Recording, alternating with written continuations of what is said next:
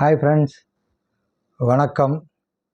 ஒரு சின்ன நிகழ்வு 2010ஆம் ஆண்டு நடந்தது. வாலிப கவிஞர் வாலி ஐயாவுடைய சந்திப்பு. சில நிமிட சந்திப்பாக இருந்தாலும் மறக்க முடியாத சுவாரஸ்யமான நிகழ்வாக அது இருந்தது.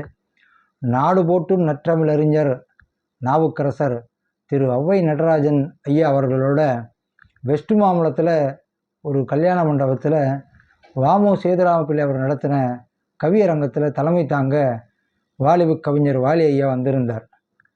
அவர்கிட்ட என்னை சொல்லி அறிமுகப்படுத்தினார். தம்பி உங்களை பார்க்கணுன்னு ரொம்ப ஆர்வப்படுறான், உங்ககிட்ட பேசுகிறோன்னு விரும்புகிறான்னு சொன்னபோது, உன் பேர் என்னப்பான்னு கேட்டார்.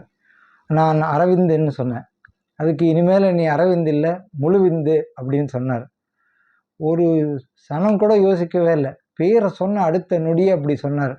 அப்புறம் ஔவை ஐயா அவர்கள் அவனுடைய கையை கொஞ்சம் நீங்கள் தொடணும், அவன் ஆசைப்படுறான்னாரு.